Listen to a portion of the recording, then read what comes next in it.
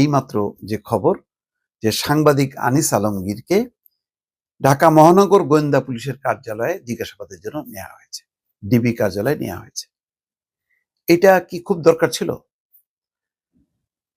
Social মিডিয়াতে দেখছিলাম যে সাংবাদিক আনিস আলমগীরের টক শো বক্তব্য নিয়ে বেশ প্রতিক্রিয়া, যে আনিস আলমগীর আওয়ামী লীগের পক্ষে কথা বলছে, দোসরদের পক্ষে কথা বলছে, আওয়ামী লীগের নির্বাচনে আসার উচিত এই পক্ষে যুক্তি দিচ্ছে,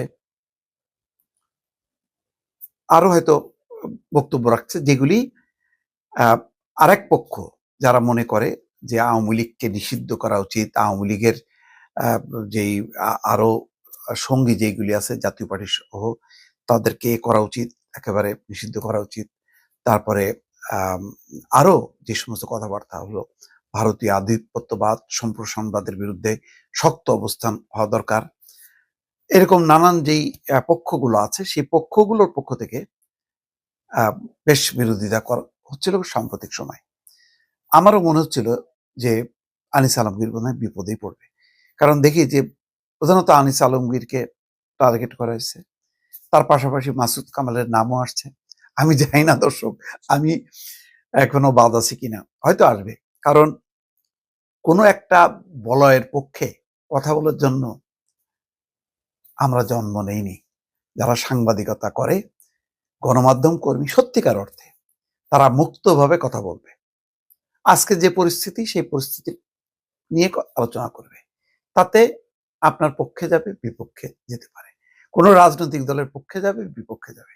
আমি ধারাবাহিকভাবে আমার সমস্ত বক্তব্য আওয়ামী লীগের পক্ষে যাবে এটা হবে না, বা ধারাবাহিকভাবে শুধু বিপক্ষে যাবে এটাও হবে না। বিএনপির ক্ষেত্রেও তাই, জামাতের ক্ষেত্রেও তাই। তবে মৌলিকভাবে এই দর্শনটা নিতে হবে যে আমি বস্তুনিষ্ঠ সাংবাদিকতা করি। এটা যদি ভিত্তি হয় তাহলে মুক্তমনা মানুষগুলো বিপদে পড়বে। আনিস আলমগীর অবশ্যই তার একটা দর্শন আছে, সেই দর্শনে আমরা দেখি যে বরাবর সে আওয়ামী লীগের ব্যাপারে সফট কর্নার, সেটা আগেও এই জুলাই অভ্যুত্থানের ব্যাপারে তার যেমন পক্ষে সে কথা বলেছে, আবার এই আন্দোলন চলা উচিত না, এটা থামানো উচিত, এইভাবে আর মানে বাড়তে দেওয়া উচিত না, এইরকম, অর্থাৎ এক ধরনের বিপক্ষেও তিনি কথা বলেছেন।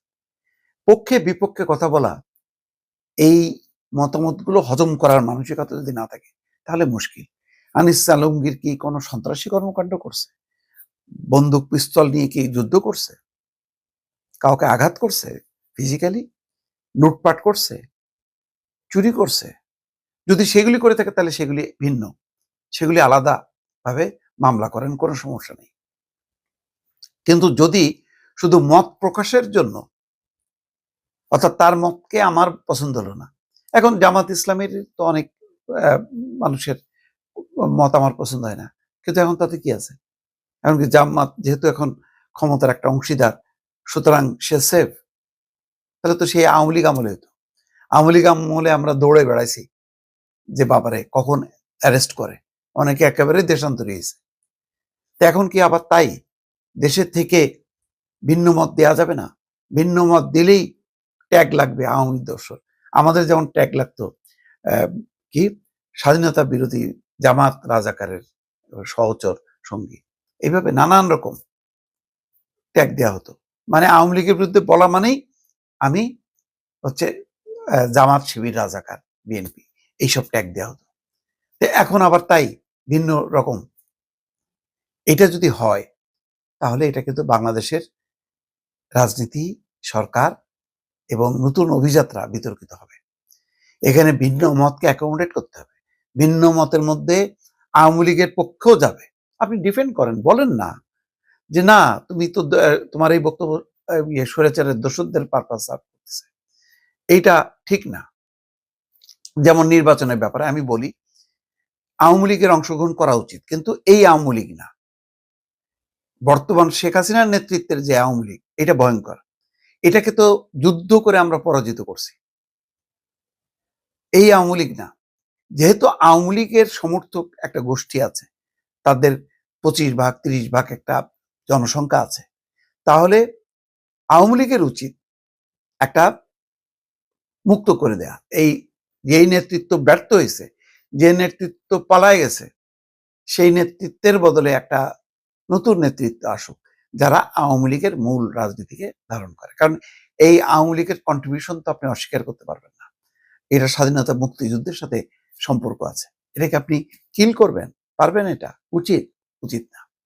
কিন্তু আবার এই রাজনীতিকে যার নেতৃত্বে এই ১৫ বছরে বাংলাদেশে স্বৈরশাসন, দুঃশাসন কায়েম হলো, সেই আবার ফিরে আসবে, সেই আবার নির্বাচনে অংশ নেবে?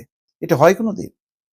ফলে আওয়ামী লীগকে নিজেদের বোঝাপড়া করতে হবে, অথবা আওয়ামী লীগের সাথে এখন যারা রাজনীতির মাঠে যারা আছে তাদের একটা বোঝাপড়া করতে হবে।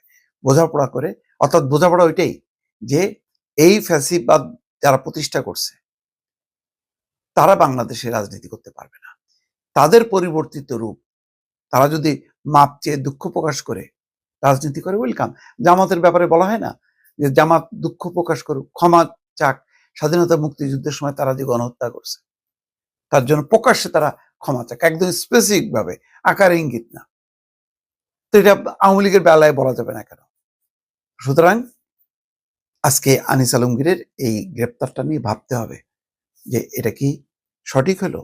এর মধ্য দিয়ে কি যারা ভিন্ন মত প্রকাশ করবে তারা কি সংকুচিত হয়ে যাবে না? তারা কি মনে করবে বাবারে আর কথা বলার দরকার নেই?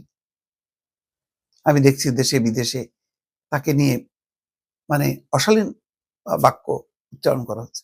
অথচ সে তো একটা ব্যক্তি, সে কি কোনো মানে পদ হোল্ড করে?